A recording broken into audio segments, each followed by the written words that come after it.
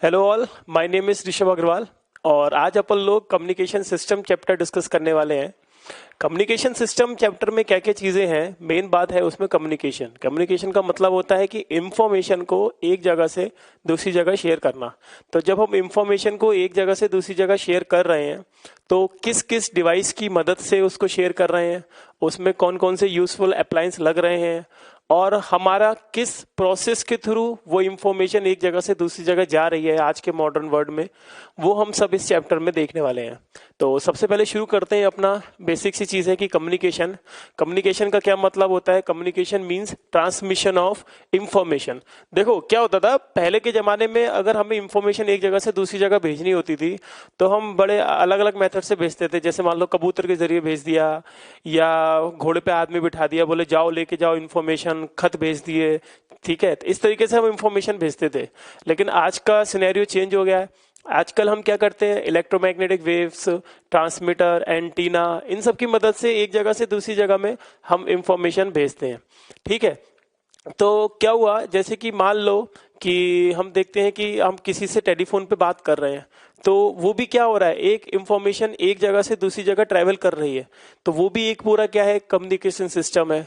तुम टीवी पे प्रोग्राम देख रहे हो तो टीवी जहां से प्रोग्राम बन रहा है, जहां पे बन रहा है, और तुम जहां पे बैठे हो उसमें कोसों दूर काफी अंतर है, मतलब काफी डिस्टेंस का अंतर है। तो वो वहां पे प्रोग्राम बना रहा है, तुम यहाँ बैठे बैठे देख रहे हो। किसके थ्रू देख रहे हो? बीच में एक कम्युनिकेशन सिस्टम इंस्टॉल्ड है। वो कम्युनिकेशन सिस्टम क्या कर रहा है, वहां पे जो भी चीज, जो भी इंफॉर्मेशन, मान लो तुम न्यूज देख रहे हो तो न्यूज रिपोर्टर जो भी चीज बोल रहा है वो तुम्हारे तक कैसे पहुंच रही है, किसी ना किसी कम्युनिकेशन सिस्टम के थ्रू पहुंच रही है। और हम कैसे पहुंच रही है वो सभी इस चैप्टर में अपन देख रहे हैं। तो सबसे पहले देखते हैं कम्युनिकेशन सिस्टम। जो इंफॉर्मेशन को एक जगह से दूसरी जगह पहुंचाता है, उसकी कुछ एसेंशियल कंपोनेंट्स होते हैं, जैसे transmitter, communication channel, receiver. Transmitter क्या, जो ट्रांसमिट करे, रिसीवर क्या, जो रिसीव कर ले उस सिग्नल को वापस से। कम्युनिकेशन चैनल का मतलब क्या होता है? कम्युनिकेशन चैनल वो फिजिकल मीडियम होता है that connects transmitter and receiver. जैसे मान लो मैं किसी से बात कर रहा हूं, मेरे सामने कोई आदमी है, मैं उससे बात कर रहा हूं, मैं उससे बोल रहा हूं हेलो, तो मेरी इंफॉर्मेशन उस तक पहुंच गई। हेलो कैसे पहुंची? हवा के थ्रू। समझ में रहा है? हवा क्या है उस समय? एयर के थ्रू मेरी इंफॉर्मेशन उससे पहुंच गई उस तक। तो वो जो एयर है वो क्या है, मेरा एक फिजिकल मीडियम है, ठीक है, जो कि कनेक्ट कर रहा है। मैं मान लो ट्रांसमीटर हूं, वो रिसीवर है, ठीक है। मैंने हेलो बोला, उसने पकड़ा, एयर के थ्रू गया। तो ये हमारा क्या होता है, कम्युनिकेशन चैनल, ठीक है। और फिर देखो इसका ब्लॉक डायग्राम होता है कम्युनिकेशन सिस्टम का। इसमें बेसिक बेसिक चीजें, बातें सब दी गई हैं कि सबसे पहले देखो इंफॉर्मेशन सोर्स होता है। इंफॉर्मेशन सोर्स का मतलब जो इंफॉर्मेशन क्रिएट करे, ठीक है, जो इंफॉर्मेशन दे, वो इंफॉर्मेशन क्या करता है, यानी वो क्या, मैसेज सिग्नल देता है। इंफॉर्मेशन सोर्स मैसेज सिग्नल देता है किसको? ट्रांसमीटर को। ट्रांसमीटर क्या करता है, उसको इस फॉर्म में कन्वर्ट कर देता है। मेरे मैसेज सिग्नल को ट्रांसमीटर उस फॉर्म में कन्वर्ट कर देता है जिस फॉर्म में मैं उस मैसेज सिग्नल को आगे भेज सकूं। समझ में आ रहा है? यानी कि मैं अपने मैसेज सिग्नल को डायरेक्टली नहीं भेज सकता, ट्रांसमीटर की मदद करने, ट्रांसमीटर की हेल्प लेनी पड़ती है। ट्रांसमीटर क्या करता है, उस मैसेज सिग्नल को कन्वर्ट कर देता है एक ऐसे सिग्नल में जो भेजने योग्य हो। ट्रांसमीटर ये करता है। फिर ये ट्रांसमिटेड सिग्नल हो गया। अब ये ट्रांसमिटेड सिग्नल किससे जाता है? चैनल के थ्रू। चैनल मतलब जैसे मान लो अगर मैं एयर की ही बात कर रहा था तो एयर क्या हो जाएगा, चैनल, ठीक है। तो चैनल के थ्रू गया, फिर रिसीवर वहां पे होगा, रिसीवर उस रिसीव सिग्नल को कैच करेगा। अब रिसीवर का काम क्या होगा, रिसीवर उस जो सिग्नल को उसने कैच किया उसको वापस से कन्वर्ट करेगा रिसीवर के लिए, या जो भी उस एंड पर होगा, मतलब जो भी उस एंड पर वो उस इंफॉर्मेशन को गैदर कर रहा होगा, उसके लिए वो इंफॉर्मेशन को, जो भी ये मैसेज सिग्नल है उसको कन्वर्ट कर देगा, जो भी ये रिसीव सिग्नल है उसको पढ़ने योग्य मैसेज सिग्नल में वापस से कन्वर्ट कर देगा। और ये काम क्या करेगा, रिसीवर का काम करेगा, और वो फिर अपनी इंफॉर्मेशन यूजर को मिल जाएगी। अच्छा, इन सब में देखो बीच में चैनल में नॉइस और आ गई। नॉइस क्या होती है, डिस्टरबेंस। जैसे हम किसी को फोन मिलाते हैं तो कभी कभी क्या होता है, सिग्नल बहुत एरर आ रही होती है, समझा। हम उसको फोन मिलाते हैं तो उसकी आवाज समझ में नहीं आती क्योंकि बहुत सारी नॉइस आ जाती है। तो वही सब नॉइस जो है वो चैनल में ऐड हो जाती है।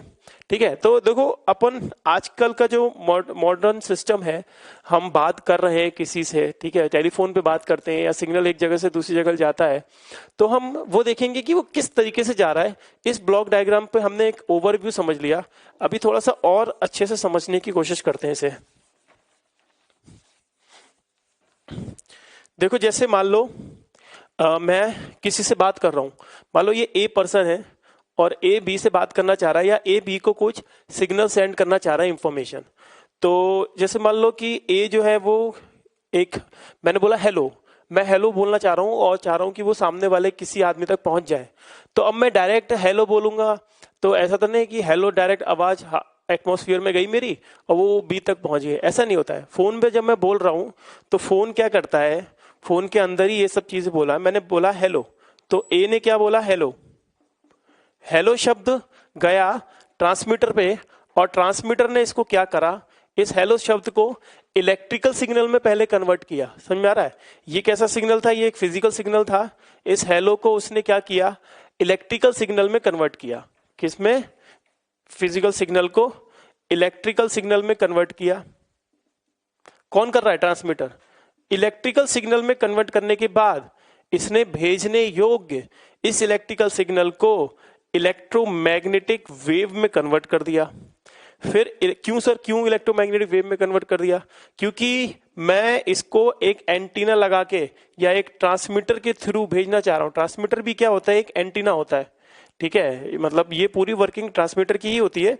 मैं इसको एक्चुअली एंटीना के थ्रू भेजूंगा और हमारे एंटीना के थ्रू कौन सा सिग्नल सेंड होता है, इलेक्ट्रोमैग्नेटिक वेव। तो जो मैंने बोला वो पहले इलेक्ट्रिकल सिग्नल में कन्वर्ट हो गया, उसके बाद वो इलेक्ट्रोमैग्नेटिक वेव में कन्वर्ट हो गया और फिर एंटीना से वो पूरे हर जगह डिलीवर हो गया। ठीक है, स्पेस में, एयर में डिलीवर हो गया। एयर में डिलीवर हुआ तो एयर क्या हो गया, मेरा चैनल।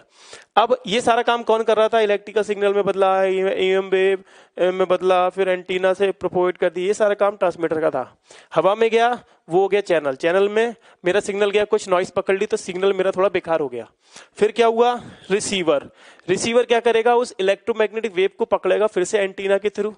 ठीक है, वहां पे भी एक एंटीना होता है कैच करने के लिए, तो उसने उसको पकड़ा उस इलेक्ट्रोमैग्नेटिक वेव को, फिर इसके अंदर एक डिवाइस होती है, फिर वापस से उसको इलेक्ट्रोमैग्नेटिक वेव को क्या कर रहा है, वो इलेक्ट्रोमैग्नेटिक वेव को इलेक्ट्रिकल सिग्नल में कन्वर्ट कर रहा है।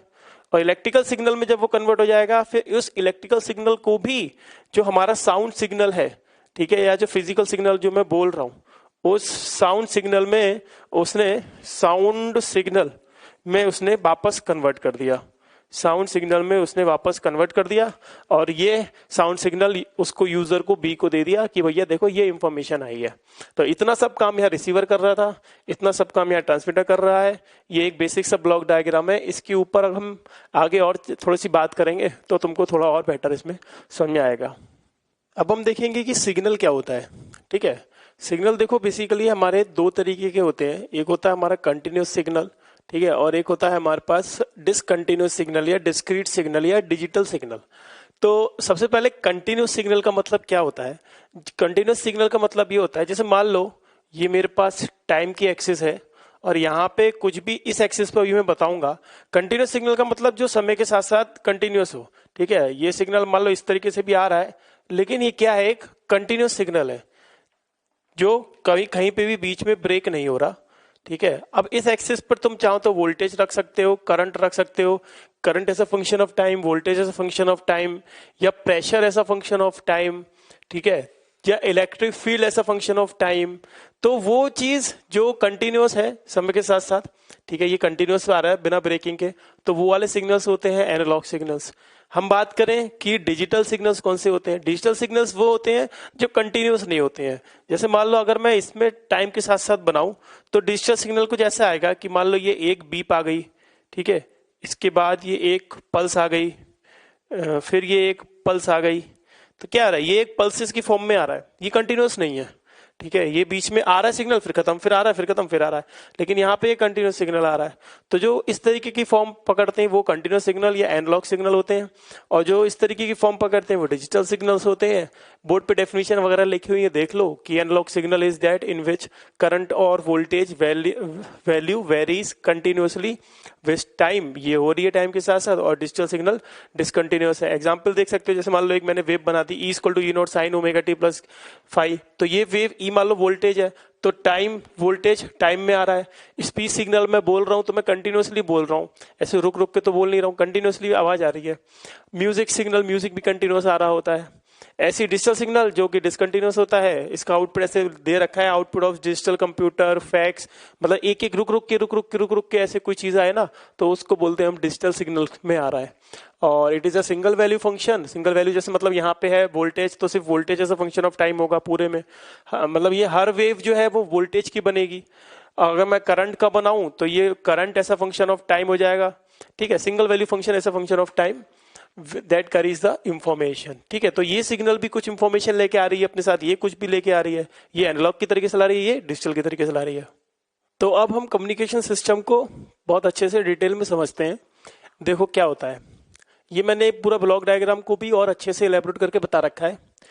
देखो क्या है, इंफॉर्मेशन सोर्स, मतलब जो भी इंफॉर्मेशन हमें ट्रांसमिट करनी है, और ये है इनपुट ट्रांसड्यूसर। देखो सबसे पहले ऐसा समझते हैं, मान लो यहाँ पे मैं हूं और मैंने बोला हेलो, और ये यहाँ पे लगा हुआ है कुछ माइक, ठीक है, माइक में ही बोलते हैं अपन, ठीक है, ये लगा है माइक। तो माइक में कुछ वायरिंग वगैरह होती है।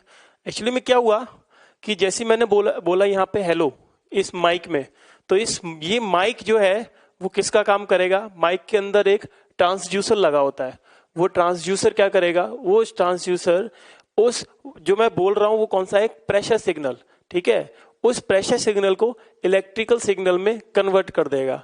तो कहने का मतलब ये है कि मेरी जो भी साउंड की वेव है या साउंड सिग्नल है, इसको ये इनपुट ट्रांसड्यूसर किस में कन्वर्ट कर देगा, इलेक्ट्रिकल सिग्नल में, ठीक है।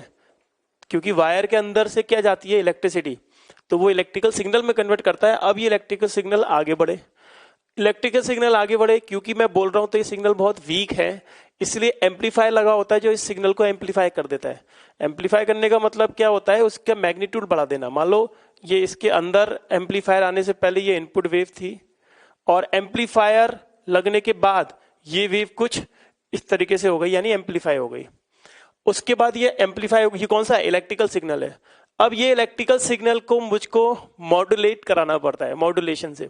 अब मॉड्यूलेशन क्या होता है, मॉड्यूलेशन एक ऐसा प्रोसेस होता है जिसमें लो फ्रीक्वेंसी सिग्नल को हाई फ्रीक्वेंसी सिग्नल के साथ मर्ज करके आगे की तरफ आगे सेंड करा जाता है। यानी कहने का मतलब यह है कि हमें जब हम सिग्नल कोई भी भेजते हैं तो वो हाई फ्रीक्वेंसी में अगर हम एंटीना के थ्रू वो सिग्नल भेजें तो हमको कुछ बेनिफिट्स मिलते हैं, वो मैं अभी आगे डिस्कस करूंगा। फिलहाल बस अभी इतना समझ लो कि मॉड्यूलेशन में क्या करते हैं, लो फ्रीक्वेंसी सिग्नल को हाई फ्रीक्वेंसी सिग्नल के साथ मर्ज कर देते हैं। ये सिग्नल जो आ रहा है ये मेरा लो फ्रीक्वेंसी है, इसको हाई फ्रीक्वेंसी सिग्नल के साथ यहाँ मॉड्यूलेशन में मर्ज करके उसको आगे की तरफ एंटीना को भेज देते हैं, ले अब तू इसको प्रोपोगेट करा। एंटीना खुश हो जाता है कि चलो ठीक है, हाई फ्रीक्वेंसी का सिग्नल आ गया, तो अब एंटीना इसको प्रोपोगेट करा देता है। एंटीना ने प्रोपोगेट कराया तो यहां तक भी सिग्नल कैसा रहा, इलेक्ट्रिकल सिग्नल। एंटीना से पहले भी क्या रहा, इलेक्ट्रिकल सिग्नल, लेकिन एंटीना ने क्या करा, इस इलेक्ट्रिकल सिग्नल को इलेक्ट्रोमैग्नेटिक वेव्स की टर्म में कन्वर्ट कर दिया। इलेक्ट्रोमैग्नेटिक वेव, भाई हवा में क्या है, इलेक्ट्रिकल सिग्नल थोड़ी जाएगा, हवा में तो इलेक्ट्रोमैग्नेटिक वेव्स जाती हैं, ठीक है। तो वो इलेक्ट्रोमैग्नेटिक वेव गई हवा में, और अब ये चैनल मतलब एयर, ठीक है, एयर में हर जगह प्रोपोगेट हो गया। फिर ये वापस से जब एंटीना था, एंटीना ने फिर से वो इलेक्ट्रोमैग्नेटिक वेव्स पकड़ ली, और एंटीना ने क्या काम किया, उस इलेक्ट्रोमैग्नेटिक वेव्स को वापस से इलेक्ट्रिकल सिग्नल में कन्वर्ट कर दिया। जैसे तुम्हारे घर में डिश एंटीना लगे होते हैं, तो ऊपर डिश टीवी लगा होता है, तो डिश टीवी में क्या होता है, ऊपर छतरी लगी होती है, तो ऊपर से सिग्नल आता है सैटेलाइट से इलेक्ट्रोमैग्नेटिक वेव्स की फॉर्म में। वो क्या, जो अपना एंटीना लगा होता है, जो छतरी लगी होती है पैराबोलिक शेप की, वो क्या करती है, उस इलेक्ट्रोमैग्नेटिक वेव को इलेक्ट्रिकल सिग्नल में वापस से कन्वर्ट कर देती है, और वो वापस सिग्नल करके तुम्हारे टीवी की तरफ भेज देती है। तो यहाँ पे रिसीविंग एंटीना का भी क्या काम हुआ, इलेक्ट्रोमैग्नेटिक वेव को क्या कन्वर्ट कर दिया इसने, वापस से इलेक्ट्रिकल सिग्नल में, वापस से इलेक्ट्रिकल सिग्नल में। अब जो हमने इसके साथ हाई फ्रीक्वेंसी चिपका दी थी, इस अपने सिग्नल के साथ एक हाई फ्रीक्वेंसी चिपका दी थी, डीमॉड्यूलेशन में वो हाई फ्रीक्वेंसी सेपरेट हो जाती है। जो हमारा ओरिजिनल सिग्नल है अब वो वापस इधर अंदर इधर डीमॉड्यूलेशन के बाद इधर की तरफ आ जाता है। मतलब डीमॉड्यूलेशन क्या करता है, हाई फ्रिक्वेंसी सिग्नल हटा देता है और अपना जो भी लो फ्रिक्वेंसी का जो हमारा मैसेज सिग्नल जो बेसिकली था ये इलेक्ट्रिकल की फॉर्म में, उसको आगे बढ़ा देता है। तो यहां तक भी सिग्नल क्या रहा, इलेक्ट्रिकल की फॉर्म में, लेकिन अब जो है वो वाला बेसिक सिग्नल है जो हमने भेजा था। अब यहाँ पे इसको भी एम्पलीफाई कर देते हैं क्योंकि वो कुछ वीक हो जाता है, इतना बेचारा सिग्नल चल के आया तो कुछ इसकी वैल्यू गिर जाती है। तो यहाँ पे भी इसको एम्पलीफाई कर दिया, यहाँ तक भी सिग्नल कैसा रहा, इलेक्ट्रिकल की फॉर्म में। अब वापस से क्या लगा होता है, ट्रांसड्यूसर, आउटपुट ट्रांसड्यूसर। जैसे स्पीकर्स होते हैं हमारे, स्पीकर्स हमारे क्या होते हैं, वो इलेक्ट्रिकल सिग्नल को वापस से साउंड में कन्वर्ट कर देते हैं। ठीक है, माइक हो रहा है जिसमें मैं बोल रहा हूं इस समय, ये माइक मेरा क्या कर रहा है, ये मेरा इनपुट ट्रांसड्यूसर था जो मेरे साउंड सिग्नल को इलेक्ट्रिकल सिग्नल में कन्वर्ट कर रहा था। अब यहाँ पे आउटपुट सिग्नल जैसे स्पीकर्स हो गए, बूफर्स हो गए, वो क्या करते हैं हमारे, वापस से इलेक्ट्रिकल सिग्नल को जो है उसको साउंड सिग्नल में वापस से अपने, या प्रेशर वेव में, कुछ भी बोल सकते हो, साउंड सिग्नल में वापस से कन्वर्ट कर दिया। साउंड सिग्नल एक प्रेशर वेव होती है, ठीक है, और ये साउंड सिग्नल वापस से जिसको देना था इंफॉर्मेशन उसको दे दिया। ठीक है, तो ये मेरा पूरा डायग्राम था। इसमें हम आगे मॉड्यूलेशन का थोड़ा सा और समझेंगे कि क्यों हमने मॉड्यूलेशन किया। आई होप तुमको ये सब चीजें समझ में आई होंगी। तो अब समझते हैं कि यार ये मॉड्यूलेशन क्या था जो, और मॉड्यूलेशन क्यों करना पड़ रहा था। तो सबसे पहले यह है कि मॉड्यूलेशन है, it is the phenomena of superimposing the low frequency message signal to a high frequency wave. High frequency wave को हम कैरियर वेव बोलते हैं। जिसके साथ हम अपना मैसेज सिग्नल को चिपकाते हैं उस वेव को बोलते हैं कैरियर वेव, यानी कैरियर वेव के ऊपर मैसेज सिग्नल को चिपका देते हैं। तो कैरियर वेव हाई फ्रिक्वेंसी की होती है और जो हम जो चिपकाते हैं, जो मैसेज सिग्नल होता है वो लो फ्रिक्वेंसी का होता है। और जो वेव बनती है वो वेव कौन सी बनती है, मॉड्यूलेटेड वेव बनती है। तो सबसे पहले देखते हैं कि यार इसमें जरूरत क्या पड़ी मॉड्यूलेशन करने की, क्यों हम लो फ्रिक्वेंसी अच्छी खासी जो होती है उसे हाई फ्रिक्वेंसी में भेज रहे हैं। सबसे पहली बात तो एक एंटीना का एक नियम होता है, अगर तुम्हें कोई भी वेव भेजनी है तो एंटीना का साइज उस वेव की λ/4 के बराबर होना चाहिए। समझ रहे हो, एंटीना का साइज उस वेव की λ/4 के बराबर होना चाहिए जो वेव हम भेज रहे हैं। अब जैसे मान लो मैं साउंड बोलता हूं, तो जनरली हम लोग जब साउंड बोलते हैं वो अप्रोक्सीमेटली 2-2.5 किलो हर्ट्ज की होती है साउंड वेव। अब अगर मैं इस 2 हर्ट्ज की साउंड वेव को डायरेक्टली भेजूं तो यानी कि मैं 2-2.5 हर्ट्ज की एक इलेक्ट्रोमैग्नेटिक 2-2.5 किलो हर्ट्ज की एक इलेक्ट्रोमैग्नेटिक वेव जनरेट करूं और उसे मैं हवा में प्रोपोगेट करूं, तो देखते हैं कि उस वेव का लैम्डा कितना आएगा। तो जैसे मान लो ये 2 किलो हर्ट्ज की वेव है मेरे पास जो मैं ओरिजिनली बोल रहा हूं, तो 2 किलो हर्ट्ज इक्वल टू हवा में जा रही है तो 3 × 10⁸ से प्रोपोगेट करेगी, उसका लैम्डा कितना बनेगा 1.5 × 10⁵ मीटर। इतना लैम्डा तो बन रहा है, और उसको डिवाइड बाय 4 कर दो तो भैया 1.5 × 10⁵ इंटू 10⁵ यानी इतनी लेंथ का 1.5/4 × 10⁵ इतनी लेंथ का एंटीना चाहिए। तो ये तो कई किलोमीटर में आ जाएगा। तो तुमने देखा है कभी इतना बड़ा एंटीना, कोई भी छोटी सी चीज भेज रहे हैं पता चला इतना लंबा इतना बड़ा एंटीना चाहिए, तो ये नॉट पॉसिबल है। अब क्या कर दिया मैंने, इस 2 किलो हर्ट्ज को मॉड्यूलेट करके 100 किलो हर्ट्ज की 100 मेगा हर्ट्ज की बना दिया। अब अगर मैंने 100 मेगा हर्ट्ज की बनाया इसी वॉइस से इसी सिग्नल को, तो 3 × 10⁸ इक्वल टू लैम्डा, इससे निकाला तो लैम्डा आया 3 मीटर, और λ/4 वाला रूल लगाया तो आया 0.75 मीटर, यानी 1 मीटर से भी कम, यानी इतना सा एंटीना चाहिए तुम्हें। हाँ ये पॉसिबल है, इतना सा एंटीना होता ही हर जगह। तो यानी जो हम सिग्नल भेजते हैं वो हाई फ्रिक्वेंसी सिग्नल भेज रहे होते हैं। तो ये मॉड्यूलेशन एंटीना के ये जो नियम है इसके कारण एक तो ये मॉड्यूलेशन हमें करना पड़ता है। दूसरा ये है कि अगर मैं साउंड सिग्नल को अपन डायरेक्ट भेज दें, लो फ्रिक्वेंसी का जो सिग्नल है, मान लो ये कोई लो फ्रिक्वेंसी का सिग्नल है, इसको मैं भेजूं और एक मैं अपना हाई फ्रिक्वेंसी सिग्नल भेजूं, तो क्या होता है, लो फ्रिक्वेंसी सिग्नल जो है वो इसमें नॉइस आने के चांसेस बहुत ज्यादा होते हैं और ये बहुत जल्दी करप्ट हो जाता है। जबकि हाई फ्रिक्वेंसी सिग्नल जो होता है इसमें नॉइस इतना ज्यादा असर नहीं कर पाता जितना ये लो फ्रिक्वेंसी के सिग्नल में कर जाता है। तो इसलिए और भी आफत है, हम इसको डायरेक्टली मान लो किसी तरीके से इतना लंबा तुमने एंटीना बना भी दिया और तुमने सिग्नल ट्रांसमिट कर भी दिया, ठीक है, फिर वो हवा में जाएगा तो वो हवा में नॉइस इसको चिपक जाएगी, पता चला वहां जो सिग्नल पहुंचा वो तुम्हें समझ ही नहीं आ रहा कि क्या भेजा था। इसीलिए हमें इसको हाई फ्रिक्वेंसी में करते हैं। हाई फ्रिक्वेंसी फ्रिक्वेंसी में नॉइस इतनी जल्दी इतना अफेक्ट नहीं डालती जितना लो फ्रिक्वेंसी में डालती है। तो ये कारण होते हैं हमारे किसी भी सिग्नल को, हमारे सिग्नल को हाई फ्रिक्वेंसी सिग्नल को लो फ्रिक्वेंसी सिग्नल को हाई फ्रिक्वेंसी में कन्वर्ट करने के लिए, यानी हम मॉड्यूलेशन इसलिए करते हैं।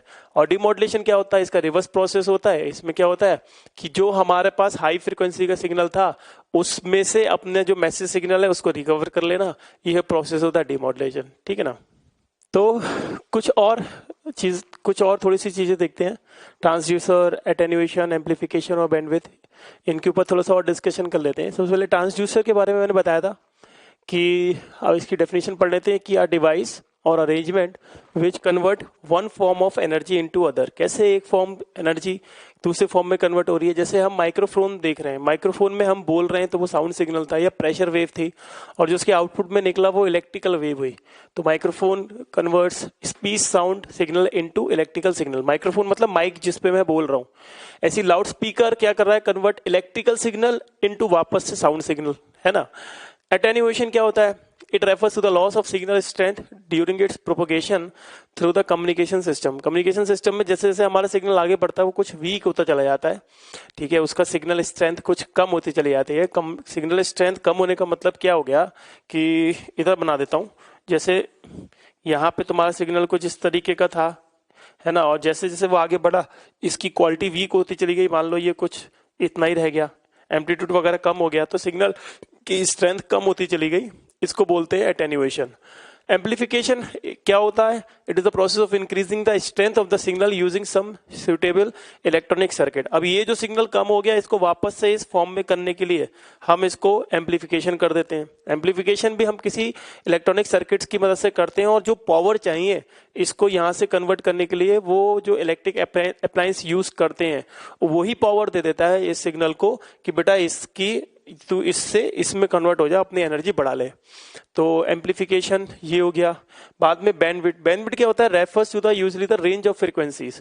जैसे मान लो हम बोलते हैं कि इस पर्टिकुलर फ्रीक्वेंसी से, मान लो पर्टिकुलर फ्रीक्वेंसी से पर्टिकुलर फ्रीक्वेंसी तक हमारे वेव्स आ रही हैं, तो एक मतलब एक ग्रुप ऑफ फ्रीक्वेंसीज हो गया, एक रेंज ऑफ फ्रीक्वेंसीज हो गया। उस रेंज ऑफ फ्रीक्वेंसीज को हम बोलते हैं कि ये हमारा बैंडविड्थ है। ठीक है, जैसे हम बोलते हैं कि कोई जना जो है 2 मेगाहर्ट्ज से 3 मेगाहर्ट्ज तक ही सिग्नल को ट्रांसफर कर रहा है, तो हम बोलेंगे 2 मेगाहर्ट्ज से 3 मेगाहर्ट्ज, यानी 1 मेगाहर्ट्ज की हमारे पास बैंडविड्थ है। ठीक है, तो रेंज ऑफ फ्रीक्वेंसीज को हम बोलते हैं बैंडविड्थ। ठीक है, चलो तो अब हम देखते हैं अपना topic transmission media. Transmission media या communication channel is a link through which message या इंफॉर्मेशन सिग्नल में propagate from source to destination without any noise और डिस्टॉर्शन। कहने का मतलब क्या है कि अगर हमारी कोई इंफॉर्मेशन जो है वो सोर्स से डेस्टिनेशन तक जा रही है तो वो किस मीडियम के थ्रू जा रही है या किसके जरिए जा रही है, वो हमारा क्या होता है, कम्युनिकेशन लिंक या ट्रांसमिशन मीडिया। ट्रांसमिशन मीडिया 2 तरीके के होते हैं, एक होता है अनगाइडेड मीडिया, एक होता है गाइडेड मीडिया। सबसे पहले गाइडेड मीडिया को देखते हैं। गाइडेड मीडिया क्या होता है, twisted pair cable, coaxial cable, fibre optic cable. तो देखो जो गाइडेड मीडिया हमारे घरों में क्या होता था कि पहले लैंडलाइन वाले टेलीफोन होते थे, तो लैंडलाइन वाले टेलीफोन में क्या होता था कि एक फोन से दूसरा फोन या एक फोन हमारा एक्सचेंज से जुड़ा हुआ होता था, तो या फिर हम जिस फोन से किसी को फोन भी मिला रहे हैं तो वहां 1-to-1 कम्युनिकेशन हो रहा होता है। मतलब मैं एक जने से ही बात कर रहा होता था एक, और वो किसके थ्रू बात कर रहा होता था, वहां पे पहले वायरिंग होती थी। लैंडलाइन में क्या होता है, वायरिंग सी होती है, तो वो वायरिंग क्या होती है, इसके थ्रू होती है, ये twisted pair cable. Coaxial cable देखें तो जैसे कि अपने जो डिश टीवी लगा होता है, तो डिश टीवी के ऊपर जो छतरी होती है और उससे नीचे जो केबल आ रही होती है ब्लैक वाली, ठीक है, जो हमारे वहां तक आ रही होती है टीवी तक, तो वो क्या होती है, कोएक्सियल केबल होती है। ठीक है, तो उसके थ्रू कम्युनिकेशन हो रहा है। मतलब जो छतरी से जो सिग्नल मिल रहे हैं हमको, वो सिग्नल उस वायर के थ्रू या कोएक्सियल केबल के थ्रू ट्रांसमिट हमारे टीवी सेट तक पहुंच रहे हैं। ये हो गया। फाइबर ऑप्टिक के बारे में तुम लोग जानते ही हो कि उसमें कैसे सिग्नल प्रोपोगेट होते हैं। तो गाइडेड मीडिया क्या हो गया, पॉइंट टू पॉइंट कम्युनिकेशन के लिए, ठीक है ना। ए जो है वो सिर्फ बी को भेज सकता है, ए और बी के बीच में कम्युनिकेशन चल रहा है। लेकिन मान लो point to multi point communication करना है मुझे, जैसे कि कहीं पे जैसे टीवी प्रोग्राम चल रहे होते हैं तो स्टूडियो में रिकॉर्ड होता है और वो पूरे सब में फैल जाता है वो, है ना, मतलब स्टूडियो में रिकॉर्ड होता है और हम घर बैठे हजारों लोग एक साथ उसे देख सकते हैं। तो वो क्या है, point to multi point communication. तो अनगाइडेड मीडिया में जो इन्फॉर्मेशन है वो किसके थ्रू जाती है, जैसे गाइडेड मीडिया में ट्विस्टेड पेयर, कोएक्सियल और फाइबर ऑप्टिक की मदद से जाती है। यहाँ पे क्या जाती है, रेडियो वेव्स की मदद से, माइक्रोवेव्स की मदद से या सैटेलाइट की मदद से जो है वो हमारी वेव्स, हमारे इंफॉर्मेशन एक जगह से दूसरी जगह जाता है। किसकी मदद से जाता है, रेडियो वेव्स की मदद से, माइक्रोवेव्स की मदद से और सैटेलाइट की मदद से। और unguided media basically point to multi point के काम में आती है, एक पॉइंट से, यानी कि जहां पे रिकॉर्ड हो रहा है और ऐसा समझ सकते हो कि सेंडर एक है और रिसीवर कई सारे हैं, यहाँ पे सेंडर भी एक है और रिसीवर भी एक है। तो ये हमारा था ट्रांसमिशन मीडिया। तो अब हम देखते हैं various modes of propagation of electromagnetic waves. देखो भाई क्या होता है कि जो भी हमारा सिग्नल होता है जो हम एंटीना से छोड़ते हैं, वो सिग्नल इलेक्ट्रोमैग्नेटिक वेव्स होता है और वो एयर में जाता है, प्रोपोगेट करता है। अब मैं अगर अपने टॉवर से इलेक्ट्रिकल, जो मेरा ये टॉवर या एंटीना होता है, उससे अगर मैं अपना सिग्नल दे रहा हूँ और वो रिसीवर तक मैं पहुंचा रहा हूँ, तो वो सिग्नल को प्रोपोगेट करने के भी कई सारे तरीके होते हैं। तो उसमें से एक पहला तरीका है सिग्नल को प्रोपोगेट करने का, ग्राउंड वेव प्रोपोगेशन। मतलब इलेक्ट्रोमैग्नेटिक वेव्स को मैं ग्राउंड वेव प्रोपोगेशन के थ्रू सेंडर से रिसीवर तक पहुंचा रहा हूं। अब इसमें क्या होता है, देखो इसमें क्या है कि इसमें जैसे मान लो ये एक रेडियो टॉवर है, इससे सिग्नल निकल रहे हैं, तो इसमें जो सिग्नल है वो सरफेस पे, मतलब हम क्या करते हैं, हम चाहते हैं कि वो सरफेस पे चलते हुए आगे चले जाएं। मतलब हम क्या होता है, इसको देखो पढ़ लेते हैं कि the radio waves which travels through the atmosphere following the surface of the earth, यानी कि अर्थ की सरफेस पर चलते हुए जो सिग्नल आगे चले जाते हैं उनको बोलते हैं ग्राउंड वेव प्रोपोगेशन। यहाँ पे ऐसा कुछ नहीं है कि सिग्नल ऊपर देके मार रहे हैं हवा में, ऐसा कुछ भी नहीं है, सीधे ग्राउंड पे हमने सिग्नल दौड़ा दिए कि जाओ प्रोपोगेट करो। लेकिन ऐसे सिग्नल्स जो ग्राउंड पे चलते हुए जाते हैं वो बहुत ही जल्दी आगे जाके उनकी सिग्नल स्ट्रेंथ कम पड़ जाती है। पहली बात तो ये है कि अगर मैं ग्राउंड से मान लो कोई सिग्नल भेज रहा हूँ, तो ग्राउंड पे बहुत सारी चीजें होती हैं, घर, दुकान, बिल्डिंग, बहुत सारी चीजें हैं, पेड़, तो उन सब से वो सब भी क्या करते हैं कि उस सिग्नल की क्वालिटी जो होती है वो उसको रिड्यूस कर देते हैं।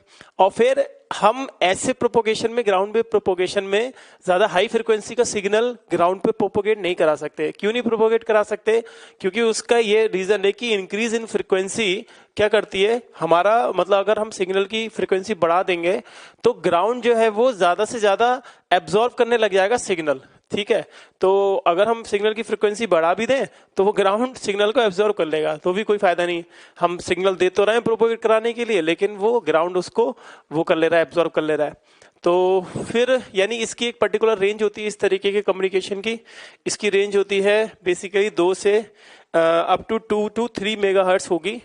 इसको तुम सही कर लो, अप टू 2 to 3 मेगाहर्ट्ज तक, यानी इतनी फ्रिक्वेंसी तक हम, अगर इतनी फ्रिक्वेंसी का ही सिग्नल 2 से 3 मेगाहर्ट्ज की फ्रिक्वेंसी का ही सिग्नल हम ग्राउंड से प्रोपोगेट कराने की कोशिश करते हैं, इससे ऊपर का कराएंगे तो वो एब्जॉर्ब कर लेगा, और ये ग्राउंड वेव प्रोपोगेशन है। तो ग्राउंड वेव कम्युनिकेशन का अगर अपन एग्जाम्पल देखें तो जो AM और FM हमारे घरों में आते हैं, तो ग्राउंड वेव कम्युनिकेशन का वो एग्जाम्पल है।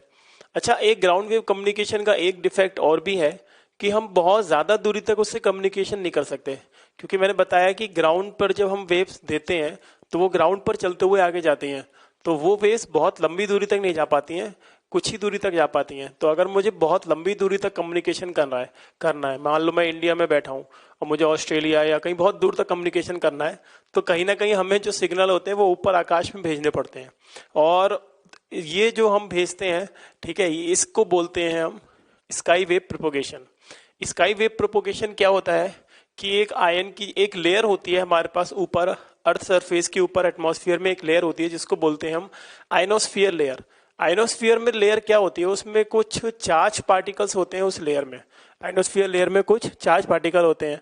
तो क्या होती है, जब हमारी इलेक्ट्रोमैग्नेटिक वेव्स, जो कि इलेक्ट्रिक फील्ड और मैग्नेटिक फील्ड की बनी हुई है, जब हम उस इलेक्ट्रोमैग्नेटिक फील्ड वेव्स को नीचे से प्रोजेक्ट करते हैं तो वो उस आयन की लेयर से रिफ्लेक्ट होकर वापस नीचे अपने अर्थ पर आ जाता है, ठीक है। तो आयनोस्फीयर की लेयर बहुत काम की होती है हमारे कम्युनिकेशन में, तो क्या है, ये आयनोस्फीयर की लेयर है।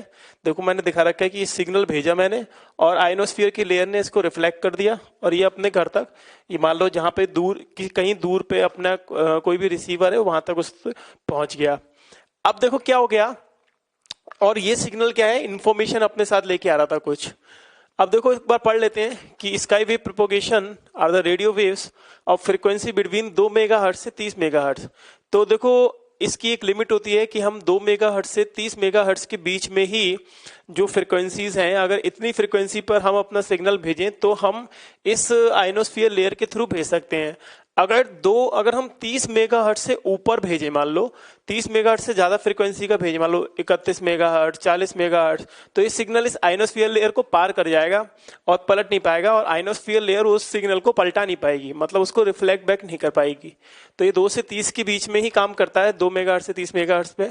फिर ये वही वाली बात है कि ionosphere layer act as a reflector for certain range of frequency, 2 megahertz से 30 मेगाहर्ट्ज या 3 से 30, एक ही बात है लगभग। फिर EM wave of frequencies higher than 30 megahertz penetrate the ionosphere and escape. वही वाली बात है कि 30 मेगाहर्ट्ज से ज्यादा का भेजोगे तो ये रिफ्लेक्ट नहीं होगी, ऐसे ऊपर निकल जाएगी। अच्छा, यहां तक तो बात हो गई स्काई वेव प्रोपोगेशन की। ये मोड कौन सा हुआ, स्काई वेव प्रोपोगेशन। अच्छा, इसमें एक फॉर्मूला और आता है। फॉर्मूला देखो, ये एक बार ये पढ़ लो। The highest frequency which when sent straight I normal which when electromagnetic waves sent straight, इसको ऐसे लिख लो, electromagnetic waves sent straight, i.e. normally towards the layer of the ionosphere and gets reflected from the ionosphere and returns to the earth is called critical frequency। देखो क्या हो रहा है कि एक पर्टिकुलर, जैसे मान लो अगर मैं सिग्नल को नॉर्मली ऊपर भेजने की कोशिश कर रहा हूं, ठीक है, जैसे कि ये मेरा एंटीना है जिससे मुझे सिग्नल को भेजना है, और यहां पे एक लेयर है, ठीक है, ये लेयर किसकी है, चार्ज की लेयर है, या मैं बोलूं इलेक्ट्रॉन की लेयर है। तो इसकी डेंसिटी क्या है मेरे पास, n का मतलब होता है इलेक्ट्रॉन डेंसिटी। इलेक्ट्रॉन डेंसिटी का मतलब number of electrons per unit volume. जैसे मान लो मैं कह रहा हूं 1 करोड़ एटम्स है मेरे पर मीटर क्यूब में, तो उसकी डेंसिटी क्या होगा, इलेक्ट्रॉन की डेंसिटी 1 करोड़ एटम्स या 1 करोड़ इलेक्ट्रॉन्स पर मीटर क्यूब, ठीक है। तो n इसकी डेंसिटी हो गई। और अगर मैं इस सिग्नल को नॉर्मली ऊपर फेंकूं और ये सिग्नल इसको वापस से रिफ्लेक्ट कर दे, ये सिग्नल इसको वापस से रिफ्लेक्ट कर दे, तो मैं कितनी फ्रीक्वेंसी तक भेज सकता हूं कि इस n डेंसिटी वाली जो लेयर है वो वापस उस सिग्नल को जमीन पर भेज दे। ठीक है, एक बार फिर से बताता हूं कि जैसे मान लो कि ये मेरे पास एक लेयर है, इलेक्ट्रॉन की लेयर, जिसकी वैल्यू है n, मतलब चार्ज डेंसिटी, इसकी इलेक्ट्रॉन डेंसिटी है n। तो अब इस पे मैं नीचे से सिग्नल देके मार रहा हूं और नॉर्मली ऊपर वो सिग्नल जा रहा है और सिग्नल वो लेयर पलटा के वापस भेज रहा है, ठीक है। तो उस लेयर के करस्पॉन्डिंग एक क्रिटिकल फ्रीक्वेंसी होती है कि हाँ भैया, इतनी क्रिटिकल फ्रीक्वेंसी तक अगर तुम लेयर पर फ्रीक्वेंसी एकदम नॉर्मली ऊपर देके मारोगे तो वो लेयर उसको वापस से रिफ्लेक्ट बैक कर सकती है, ठीक है। तो वो फॉर्मूला किससे आता है, Fc is equal to 9nmax का रूट। बोले तो Fc is equal to 9 root nmax, समझे। तो ये मेरा फॉर्मूला आता है, इसमें nmax में इसकी वैल्यू डाल दो, इलेक्ट्रॉन डेंसिटी की वैल्यू डाल दो, 9 से मल्टीप्लाई कर दो, तो पता लग जाएगा कि पर्टिकुलर लेयर की अगर इलेक्ट्रॉन डेंसिटी उतनी है तो वो किस फ्रीक्वेंसी तक उसको पलटा सकती है, कितना रिफ्लेक्ट बैक करवा सकती है। और इसमें याद रखना कि वो जो वेव पलटा रही है या वेव रिफ्लेक्ट बैक करवा रही है, तो वो वेव मैं इस पे एकदम नॉर्मली ऊपर देके मार रहा हूं, तो वो नॉर्मली ऊपर जाएगी फिर पलट के नीचे आएगी, इस फैशन में जाएगी वो। और वो फ्रीक्वेंसी कितनी वो रिफ्लेक्ट कर सकता है, ये वेव, ये लेयर कितनी फ्रीक्वेंसी या क्या वैल्यू की फ्रीक्वेंसी रिफ्लेक्ट कर सकता है किस तक, वो होती है Fc। तो आई होप तुमको समझ में आया होगा Fc equal to 9 root nmax क्या है और स्काई वेव प्रोपोगेशन हमारा क्या है। तो अब हम देखते हैं स्पेस वेव कम्युनिकेशन या लाइन ऑफ साइट कम्युनिकेशन। ये वही है जो अब तक हम डिस्कस करते आ रहे थे, इसमें कुछ नहीं करना है कि सेंडर से रिसीवर तक डायरेक्ट सिग्नल भेजना है हवा में, ठीक है, डायरेक्ट सिग्नल भेज रहे हैं हम तो इसीलिए इसको बोल रहे हैं लाइन ऑफ साइट कम्युनिकेशन। अब ये हाई फ्रिक्वेंसी, इससे हम बहुत हाई फ्रिक्वेंसीज भी भेज सकते हैं क्योंकि सीधे भेज रहे हैं इसको। अब देखो इसमें क्या है कि एक इसकी रिस्ट्रिक्शन है लाइन ऑफ साइट कम्युनिकेशन की। लाइन ऑफ साइट कम्युनिकेशन की रिस्ट्रिक्शन क्या है? कर्वेचर, अर्थ का कर्वेचर। जैसे मान लो मैंने एक ये यहाँ पे अपना ये हाइट ऑफ एंटीना है, और ये एंटीना मान लो ये जो भी टॉवर है, और ये सेंडर वाला टॉवर है और वो रिसीवर वाला टॉवर है, तो बीच में कहीं ना कहीं अर्थ का कर्वेचर आ जाएगा। तो एक लिमिटेड है कि भैया देखो अर्थ का कर्वेचर बीच में आ गया, तो अपने टॉवर को मैं यहां नहीं रख सकता, अपने टॉवर को मुझको यहां रखना पड़ेगा ताकि ये वाला सिग्नल मैं कलेक्ट कर सकूं। तो इसलिए ये जो लाइन ऑफ साइट कम्युनिकेशन होती है बहुत ज्यादा दूर तक नहीं चलती है, क्योंकि इसमें डायरेक्ट सामने के सामने कम्युनिकेशन हो रहा होता है और अर्थ के कर्वेचर की वजह से बहुत ज्यादा दूर तक हम इसको नहीं भेज सकते। ठीक है, और लाइन ऑफ साइट कम्युनिकेशन पे अपन ने एग्जांपल ऑलरेडी कर रखे हैं, तो ये अपना ये हो गया। तो अब उसके बाद अपन देखते हैं height of transmitting antenna. Height of transmitting antenna मतलब क्या है? देखो एक चीज समझते हैं। मान लो ये अर्थ है और ये अर्थ का कर्वेचर है, इस पे एक एच हाइट का टॉवर है। अब कर्वेचर की वजह से जो सिग्नल है उसकी एक लिमिट है कि सिग्नल मान लो ए पॉइंट से बी पॉइंट तक ही जा सकता है। ठीक है, मान लो हम ये कर्वेचर पे मान लो इस पॉइंट पे खड़े हैं, तो वो सिग्नल जो होगा वो इधर नहीं जा सकता, समझ रहे हो? तो एक सिग्नल की एक लिमिट होती है कि भैया वो इतनी दूरी तक ही जा सकता है, या अर्थ पे मैं बात करूं कुछ डी डिस्टेंस तक जा सकता है। ये कर्वेचर है, ठीक है, लेकिन मैंने यहां से यहां तक की एक अप्रोक्सीमेटली एक सीधी डिस्टेंस मान ली है, ठीक है, कर्वेचर को निग्लेक्ट करके। तो पहले इसको समझ लेते हैं इस डायग्राम को थोड़ा सा और अच्छे से, कि मान लो ये एच हाइट है और ये लगभग डी हो गया, ये परपेंडिकुलर हो गया, तो ये हो गया root of H square plus T square. तो एक्चुअली मैंने क्या किया है, इतने हिस्से को वहां से बनाने की कोशिश की है। ये अप्रोक्सीमेट वाला केस खेल रहे हैं अपन और कुछ नहीं। ये एच ये डी, तो ये वाली जो डिस्टेंस होगी मान लो ए बी, या ए बी इधर से ले लो इधर से ले लो, सी लिख लो इसको, तो ये हो गया root of H square plus D square. अब क्या करो, ए ओ बी ये वाला ट्रायंगल देखो, ए ओ बी ट्रायंगल में देखोगे तो एच प्लस आर हाइपोथेनियस है, एच प्लस आर हाइपोथेनियस है, that must be equal to R square plus root of H square plus D square का होल स्क्वायर। इसको सॉल्व करो, H square plus R square plus 2HR R square plus H square plus D square, समझे? तो H square से H square गया, R square से R square गया, तो ये यहां पे कुछ इस तरीके से आया, अप्रोक्सीमेट खेल रहे हैं अपन। तो डी कितना आ गया, 2 रूट एच आर, यानी कि आर क्या है, रेडियस ऑफ अर्थ, एच क्या है, हाइट ऑफ टॉवर। तो मैं इधर ही लिख देता हूं, चलो, आर हो गया रेडियस ऑफ अर्थ और एच हो गया हाइट ऑफ टॉवर, यानी कि वो डी डिस्टेंस कितनी कवर हो रही है, यानी अगर मैंने कहीं टॉवर लगा रखा है तो उसके आसपास का डी का एक पूरा गोल सर्कुलर एरिया जो है वो कितना कवर हो रहा है, वो डिपेंड करेगा कि टॉवर कितनी लेंथ का है, समझ रहे हो? तो D equal to root 2HR, H height of tower, R radius of earth. तो इस पे बेस अपन कुछ प्रॉब्लम वगैरह करेंगे। तो अब हम देखते हैं एक क्वेश्चन में क्या कह रहा है कि जो ट्रांसमिटिंग एंटीना है, मान लो ये वाला ट्रांसमिटिंग एंटीना है, इसकी जो हाइट है वो है 32 मीटर, और जो रिसीविंग एंटीना है, रिसीविंग एंटीना हो गया मतलब ये, इसकी हाइट है 50 मीटर। तो कह रहा है कि मैक्सिमम इन दोनों के बीच की क्या दूरी हो जाए ताकि सेटिस्फैक्ट्री इन दोनों के बीच कम्युनिकेशन हो सके। अब यह सेटिस्फैक्ट्री कम्युनिकेशन हो सके और वो लाइन ऑफ साइट मोड में प्रोपोगेशन हो, लाइन ऑफ साइट मोड में कम्युनिकेशन हो। इसका क्या मतलब हुआ, देखो, अगर ये इस वाले मोड में हमारा जो आ रहा है वो सिग्नल सीधा जा रहा है, ठीक है, ऐसे मोड में सिग्नल हमारा सीधा जा रहा है, तो यार अर्थ का कर्वेचर कहीं ना कहीं सिग्नल के बीच में आएगा। तो अगर तुम चाहो, क्या मुझे बताओ, मान लो ये अपनी अर्थ है, ठीक है, और यहाँ पे मेरा एक टॉवर है और तुमको मान लो सिग्नल यहाँ भेजने हैं, तो क्या ये वाला टॉवर डायरेक्टली इसको यहाँ सिग्नल भेज सकता है? भाई ये तो सिग्नल भेजेगा तो कुछ इस तरीके से भेजेगा, ठीक है। तो ये सीधा जाएगा, अर्थ के कर्वेचर की वजह से ये सिग्नल यहां तक तो आ नहीं सकता। तो यानी कि जो line of site mode propagation होता है या लाइन ऑफ साइट कम्युनिकेशन होती है या डायरेक्ट सिग्नल भेज रहा हूं एक एंटीना से रिसीवर तक, तो ऐसे कम्युनिकेशन वाले मोड में हमें क्या करना पड़ता है कि एक रिस्ट्रिक्शन होती है, एंटीना को यहां नहीं, एंटीना को उठा के तुम यहां पे लेके आओ, कुछ इतना लाओ ताकि ये पकड़ ले, समझे सिग्नल। तो ऐसे ही बोल रहा है कि ये 32 मीटर का है, ये 50 मीटर का है, तो बताओ इन दोनों के बीच की मैक्सिमम दूरी क्या हो सकती है लाइन ऑफ साइट प्रोपोगेशन के लिए। तो भैया देखो, एक तो ये D1 डिस्टेंस होगा 32 मीटर के करस्पॉन्डिंग इस एंटीना का, चारों ओर कुछ D1 दूरी, और ये रिसीवर का 50 मीटर का एंटीना है तो इसके करस्पॉन्डिंग कुछ D2 होगी। ठीक है, अभी हमने क्या पढ़ा था थोड़ी देर पहले, हमने पढ़ा था कि जो एक अगर इसकी हाइट h है तो ये जो D1 आएगी ये कितनी आएगी, √2HR, है ना।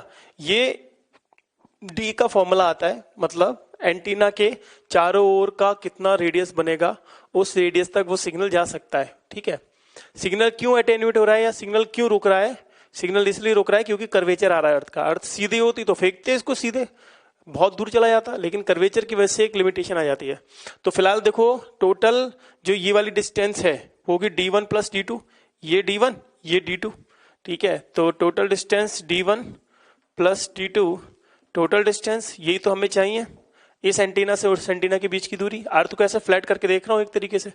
तो D1 भैया हमारा कितना हो गया, यहां से निकाल लो, √2 हाइट ऑफ एंटीना 32, और अर्थ की हाइट, अर्थ का रेडियस होता है 6400 इंटू 10⁻³ प्लस D2 करना, D2 आएगा 2 हाइट ऑफ एंटीना यहाँ पे रिसीवर का 50 इंटू 6400 इंटू 10⁻³। इसको जब तुम सॉल्व कर लोगे भैया टोटल, तो मिला मिलू के जो सारी वैल्यू आएगी वो आएगी 45.5 किलोमीटर। इसको सॉल्व करना, यानी D1 प्लस D2 45.5 किलोमीटर अगर तुम रखोगे तो सीधा लाइन ऑफ साइट कम्युनिकेशन हो जाएगा। अगर तुमने गलती से ये 50 मीटर वाला एंटीना यहाँ रख लिया ना, तो तुम्हारा कम्युनिकेशन नहीं हो पाएगा, क्योंकि सिग्नल तो ऐसे सीधा निकल जाएगा, इस तक पहुंचेगा ही नहीं। तो इस तक पहुंचाने के लिए इसको आगे रखना पड़ेगा यहाँ पे, जिससे ये दूरी प्लस ये दूरी D1 प्लस D2 45.5 किलोमीटर बने, तभी ये कम्युनिकेशन हो सकता है पर्टिकुलर एंटीना की 32 मीटर और 50 मीटर की लेंथ पर। ठीक है, अब हम देखते हैं मेन अपना मॉड्यूलेशन। सबसे पहले देखते हैं मॉड्यूलेशन और इसके टाइप क्या क्या होते हैं, एक बार फिर से पढ़ लेते हैं। Modulation is the phenomena of superimposing the low frequency message और information signal on a high frequency wave. क्या मतलब होता है कि लो फ्रीक्वेंसी को हाई फ्रीक्वेंसी के ऊपर बैठाल के, जो हमारा लो फ्रीक्वेंसी मैसेज सिग्नल होता है उसको हाई फ्रीक्वेंसी पर बिठाल के आगे फॉरवर्ड करा दिया जाता है। अब लो फ्रीक्वेंसी सिग्नल कौन सा होता है, लो फ्रीक्वेंसी सिग्नल को हम ऐसे भी बोलते हैं दूसरी भाषा में बेस बैंड या मैसेज सिग्नल, और हाई फ्रीक्वेंसी सिग्नल जिसके ऊपर हम ये अपना लो फ्रीक्वेंसी सिग्नल बिठाते हैं उसको बोलते हैं हम कैरियर वेव, जो हाई फ्रीक्वेंसी सिग्नल होता है। तो ये तीन तरीके के होते हैं modulation, amplitude modulation, frequency modulation और फेस मॉड्यूलेशन। तो देख लेते हैं, सबसे पहले एम्पलीट्यूड मॉड्यूलेशन देखते हैं। मेन हमारे सिलेबस में एम्पलीट्यूड मॉड्यूलेशन ही है, तो एम्पलीट्यूड मॉड्यूलेशन को एक बार देख लेते हैं। मान लो ये हमारा मैसेज सिग्नल है, लो फ्रीक्वेंसी मैसेज सिग्नल है। देखो अब ये ऐसा सिग्नल अगर डायरेक्ट भी भेज दूं ना मैं किसी तरीके से एंटीना का साइज बहुत बड़ा करके, तो ये बहुत ज्यादा इसमें नॉइस आ जाएगी, तो ये बहुत ज्यादा करप्ट हो जाएगा सिग्नल। इसलिए क्या करते हैं हम, इसको एक हाई फ्रीक्वेंसी, ये वाली जो वेव दिख रही है ये है हाई फ्रीक्वेंसी कैरियर वेव, तो ये हाई फ्रीक्वेंसी वेव है, इसको इसके साथ किसी तरीके से मर्ज कर देते हैं, और मर्ज करके जो रिजल्टेंट सिग्नल आता है वो कुछ ऐसा दिख रहा है। देखो रिजल्टेंट सिग्नल में इस तरीके से पीक भी दिख रही है, समझ रहे हो। तो ये जो मेरा है ये मेरा रिजल्टेंट सिग्नल है, इसको बोलेंगे एम्पलीट्यूड मॉड्यूलेटेड वेव। ये है मेरा कैरियर सिग्नल और ये है मेरा message signal.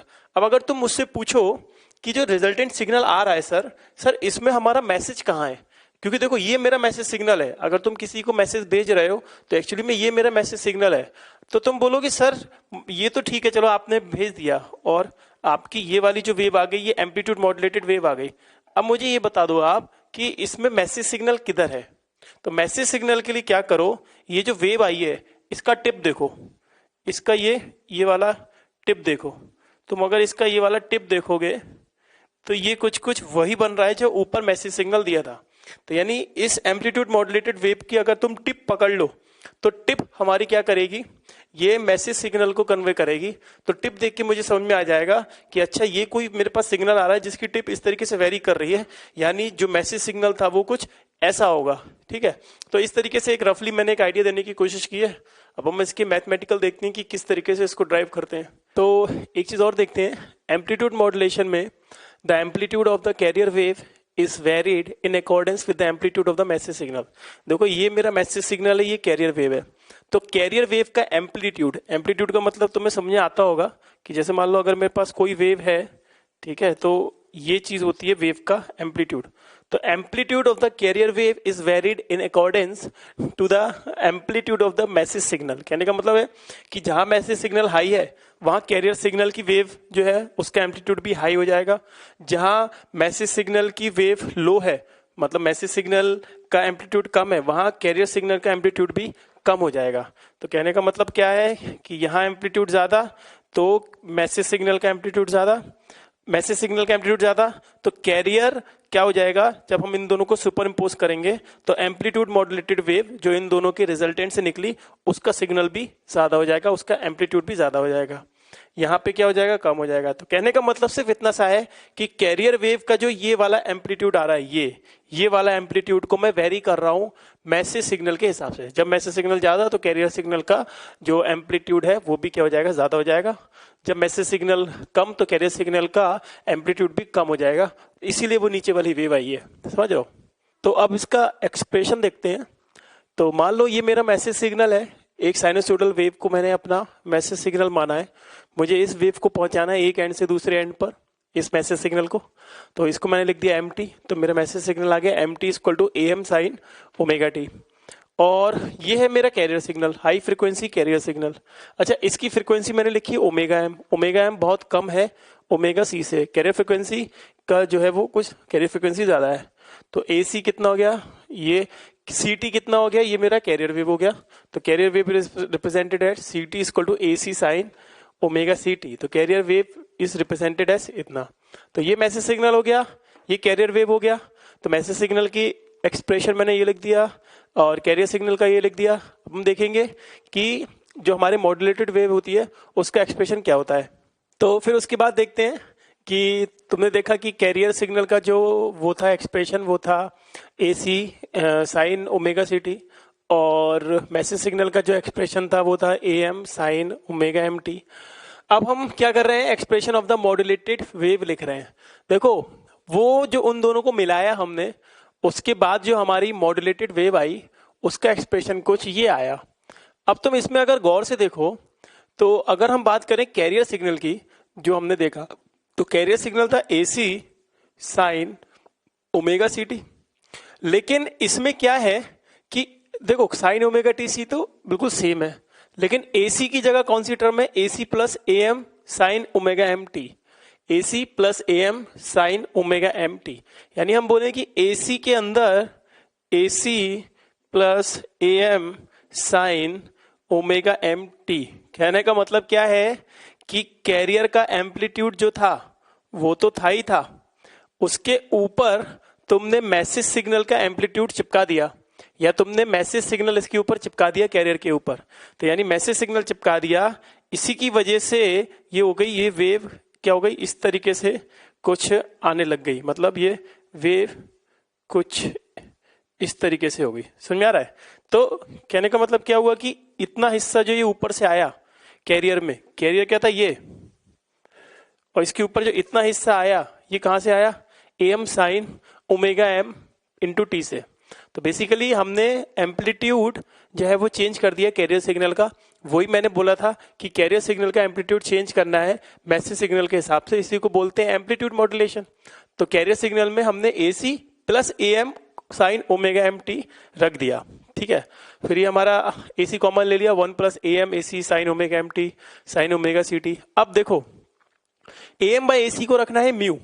AM by AC एक रेशियो होता है जिसको बोला जाता है म्यू। म्यू मतलब modulating index.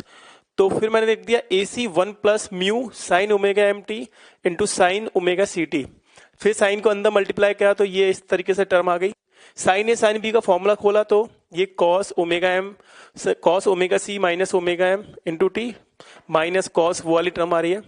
Mu A by 2 होगा, क्योंकि ये formula two sine A sine B का लगाया है, तो यहाँ पे 2 तो है नहीं, तो वो इस तरीके से नीचे 2 आ गया अपना फॉर्मूला लगाते समय। फिर यहाँ पे इसको और खोला तो ये 3 एक्सप्रेशन आ गए, A C sine omega C T plus mu A C by 2 cos omega C T minus omega M into T, और इधर आ गया minus mu A C by 2 cos omega C T plus omega M into T. ठीक है, तो ये हमारी modulated wave का एक्सप्रेशन था, A C sine omega C T mu A C by 2 cos omega C T minus omega M T mu A C by 2 cos omega C plus omega M T. ठीक है, अब अगर हम इसकी carrier wave की बात करें, sorry इस मॉड्यूलेटेड सिग्नल की बात करें, तो इसमें जो 3 वेव आ रही है, एक ये एक ये एक ये, अब तीनों की क्या है, अलग अलग फ्रीक्वेंसीज हैं। Sine A C sine omega C T में ओमेगा सी फ्रीक्वेंसी है, इसमें omega C minus omega M है, इसमें omega C plus omega M है। तो देखा जाए तो इस जो मॉड्यूलेटेड वेव आ रही है उसमें 3 फ्रीक्वेंसी के कंपोनेंट आ रहे हैं, omega M, omega C minus omega M, और सबसे ज्यादा फ्रीक्वेंसी का कंपोनेंट आ रहा है omega C plus omega M. तो मैं बोलूं सबसे ज्यादा फ्रीक्वेंसी का कंपोनेंट आ रहा है omega C plus omega M, और सबसे कम फ्रीक्वेंसी का आ रहा है omega C minus omega M. ठीक है, मतलब एंगुलर फ्रीक्वेंसी का कंपोनेंट आ रहा है, इसको फ्रीक्वेंसी में कन्वर्ट करना है तो 2 पाई से डिवाइड कर दो, और बीच में और ये क्या आ रहा है ओमेगा सी। तो अच्छा देखो, ओमेगा सी एकदम बीच में होगा, क्योंकि ये omega C plus omega M, omega C minus omega M, तो ये बिल्कुल बीच में होगा। तो इस वेव में 3 फ्रीक्वेंसी के कंपोनेंट हैं, और हर फ्रीक्वेंसी के कंपोनेंट के करस्पॉन्डिंग कुछ एम्पलीट्यूड है। जैसे ओमेगा सी के करस्पॉन्डिंग ए सी एम्पलीट्यूड है, omega C minus omega M के corresponding mu A C by 2 या म्यू ए सी बाई 2 है, दोनों में सेम है। तो पहली बात तो इसमें इस तरीके से पूछ लेते हैं कि भाई बताओ कि इसके करस्पॉन्डिंग क्या कंपोनेंट है, थोड़ा आइडिया होना चाहिए कंपोनेंट वगैरह का। फिर हम देखेंगे कि यहाँ पे देखो 3 सिग्नल आ रहे हैं, एक ये एक ये एक ये, 3 मैसेज 3 फ्रीक्वेंसीज आ रही हैं। तो मैं बोलूंगा कि बैंड ऑफ फ्रीक्वेंसीज, या मैं बोलूं कि बैंड ऑफ फ्रीक्वेंसी का मतलब ये हो गया कि फ्रीक्वेंसी की रेंज कहां से कहां तक शुरू है, कहां से कहां तक है। कहने का मतलब यहाँ omega C minus omega M पे पहला बैंड आ रहा है, और पहली फ्रीक्वेंसी आ रही है, और omega C plus omega M पर आखिरी फ्रीक्वेंसी आ रही है। तो मुझसे कोई बोले कि यार बताओ इन दोनों के बीच का फ्रीक्वेंसी का गैप कितना है, मतलब इसके बीच में omega C minus omega M और omega C plus omega M में फ्रीक्वेंसी का गैप है 2 ओमेगा एम। ठीक है, 2 ओमेगा एम में बोलूं, और अगर मैं इसको फ्रीक्वेंसी की टर्म में लिखूं तो ये वाली जो चीज आएगी ये आएगी एफ सी, ये वाली चीज आएगी F C minus F M, ये होगी एफ सी, और ये होगी F C plus F M. ठीक है, ऊपर मैंने एंगुलर फ्रीक्वेंसी की टर्म में लिखा था, ये प्योर फ्रीक्वेंसी की टर्म में लिख रहा हूं। तो F C minus F M पे क्या है मेरा mu A C by 2 component, और कैरियर फ्रीक्वेंसी की फ्रीक्वेंसी एफ सी है। अब मैं बोलूं F C minus F M में कितना डिफरेंस है, तो भैया ये कितना हो जाएगा 2 ऑफ एफ एम का डिफरेंस। ठीक है, तो इसको बोलते हैं हम bandwidth of amplitude modulated signal. क्या बोलते हैं हम, bandwidth, highest minus lowest frequency का component, bandwidth of A M.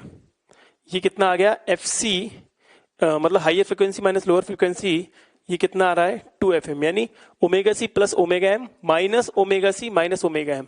ये करोगे तो एंगुलर फ्रीक्वेंसी कितना, वो बैंड ऑफ फ्रीक्वेंसीज या बैंडविड्थ ऑफ ए एम कितना आ गया 2 एफ एम। और पर्टिकुलर कौन सी फ्रीक्वेंसी पे कौन सा कंपोनेंट है ये भी पता होना चाहिए। अब हम थोड़ा एम्पलीट्यूड मॉड्यूलेशन के ऊपर थोड़ा सा और देखते हैं। इसमें क्या है, देखो वेव फॉर्म्स के ऊपर ड्रॉ करना है। मान लो ये हमारा कैरियर सिग्नल है, कैरियर सिग्नल एक कांस्टेंट फ्रीक्वेंसी और कांस्टेंट एम्पलीट्यूड का होता है। ये है हमारा मैसेज सिग्नल। ठीक है, मान लो ये इस साइन वेव को मुझे भेजना है, ये डॉट डॉट डॉट करके देख रहा है, हालांकि ये कंटिन्यूअस है, डॉट डॉट है नहीं, ये कंटिन्यूअस साइन वेव है। ठीक है, तो इस कंटिन्यूअस साइन वेव को मुझे भेजना है, और ये कंटिन्यूअस साइन वेव का एम्पलीट्यूड कितना है AM। अब देखो सिग्नल क्या बोलता है, हमारा सिग्नल बोलता है जो मॉड्यूलेटेड सिग्नल होता है उसमें AC में AM साइन ओमेगा टी जोड़ना है। कहने का मतलब ये है कि इस वाले सिग्नल में ये वाला सिग्नल ऐड कर दो। ठीक है, ऐड कर दिया। अब देखो AC और AM ऐड कर दिया, तो AC और AM ऐड करोगे तो मैक्सिमम वैल्यू क्या हो सकती है जब मैंने इन दोनों सिग्नल को मिक्स कर दिया। तो जो मिक्स करा उस मिक्स सिग्नल की सबसे मैक्सिमम वैल्यू क्या हो सकती है, ये AC रहेगा हमेशा, और इसकी वैल्यू सबसे ज्यादा AM है, तो AC प्लस AM सबसे ज्यादा इस सिग्नल की, इन दोनों के मिक्स सिग्नल की वैल्यू रहने वाली है। मिक्स सिग्नल ये है, तो इसकी ये जो पीक है ये वाली क्या होगी भाई, ये वाली, तो ये वाली पीक होगी भैया AC प्लस AM। अच्छी बात है। फिर देखो सबसे कम ये कहाँ जा रहा है, -am, ये तो बेचारा AC पर ही अटका हुआ है। तो सबसे कम वैल्यू क्या हो सकती है, AC -am। तो AC में AM माइनस कर दो तो सबसे कम वैल्यू होगी AC -am। तो जो इसकी जो बेस है ये वाला है ना, ये वाला, ये है हमारा AC -am। तो जो हमारा मॉड्यूलेटेड सिग्नल है ये वाला कौन सा है भैया, ये है मॉड्यूलेटेड सिग्नल। मॉड्यूलेटेड सिग्नल हमारा कहां से कहां तक वेरी करेगा, AC -am से AC +am तक, ठीक है। और इस सिग्नल, ये जो सिग्नल आ रहा है बेसिकली, इस सिग्नल की मैंने टिप डॉट डॉट से बनाई है। इस सिग्नल की टिप को हम रिकवर कर लेते हैं अपने सर्किट से, टैंक सर्किट वगैरह से इसको रिकवर कर लेते हैं। और वही जो सिग्नल, जो ये टिप होती है, वही हमारा मैसेज सिग्नल होता है, ठीक है। तो अगर मैं इस सिग्नल की सिर्फ टिप देखूं तो मुझे समझ में आ जाएगा, अच्छा ये मैसेज भेजा है, यानी हमने एक साइन वेव भेजी थी मैसेज में। इस तरीके से कम्युनिकेशन करते हैं AC +am और AC -am। अच्छा, AC +am को लिखते हैं A max और AC -am को लिखते हैं A minimum। अगर हम मॉड्यूलेशन इंडेक्स की बात करें तो म्यू होता है हमारा AM/AC, है ना। लेकिन हम इसको ऐसे भी लिख सकते हैं A max -A min upon A max + A min। Sir काय को लिख सकते हैं, इसलिए लिख सकते हैं, देखो A max हमारा क्या है, AC +am, AC +am minus A min क्या है, AC -am, AC -am। और A max कितना हो गया, AC +am plus A min कितना हो गया, AC -am। इसको सॉल्व करो, देखो माइनस से माइनस कट जाएगा, ये होगा 2am, ये होगा 2am, और ये यहां से यहां कट जाएगा, ये होगा 2AC। एक्चुअली में सॉल्व करके AM/AC ही आ रहा है। तो तुम म्यू AM/AC लिखो या मॉड्यूलेटेड सिग्नल का A max और A min से लिखो, बात एक ही है। जो भी डेटा अवेलेबल होगा उसके हिसाब से तुम ये सब कर सकते हो, ठीक है। तो अब हम एक क्वेश्चन करते हैं और इस क्वेश्चन में अपन सब कुछ कवर कर लेंगे जो भी एग्जाम में पूछा जाता है एम्पलीट्यूड मॉड्यूलेशन से रिलेटेड। देखो क्या है कि मैसेज सिग्नल है 10 sin 2π × 10⁻³ और कैरियर वेव है 20 sin 2π × 10⁻⁶t। अब देखो मैसेज सिग्नल का एम्पलीट्यूड ये कितना है 10, तो बेसिकली ये कितना है अपना AM, और CT कैरियर सिग्नल यानी ये है मेरा AC। अच्छा 10⁻³ ये है मेरा FC, वही सॉरी 10⁻³ ये हो गया मेरा FM, और 10⁻⁶ ये मेरा हो गया FC। अगर तुम पूरे को कंबाइनली लिखते 2π × 10⁻³ तो वो मेरा होता ω/m। फिर कह रहा है एक्सप्रेशन बताओ मॉड्यूलेटेड वेव का। यार एक्सप्रेशन के लिए इसमें वैल्यू चिपका दो, तो एक्सप्रेशन क्या आएगा भैया मॉड्यूलेटेड वेव का, AM sin मतलब एक तो ये होगा AC sin ωct, तो AC कितना है मेरा 20, और ये पूरा एक्सप्रेशन वापस से लिख दो sin 2π × 10⁻⁶ × t plus mu AC/2। अब यार म्यू कैसे पता लगाएंगे, म्यू का क्या फॉर्मूला है, म्यू का फॉर्मूला है AM/AC। AM कितना है 10, AC कितना है 20, तो 10/20 यानी 0.5, तो यहाँ चिपका दो 0.5 × AC, AC इज 20/2, ठीक है। तो ये कितना आ गया अपना 5, और इसके आगे लगाओ cos ωc। अब इसको ऐसा कर लो 2π कॉमन ले लो, फिर ये हो गया FC -FM। FC कितना हो गया 10⁻⁶, तो 10⁻⁶ माइनस 10⁻³ ऐसा लिखेंगे। अच्छा 10⁻⁶ को मैं लिख सकता हूँ 1000 × 10⁻³ माइनस 10⁻³ है कि नहीं।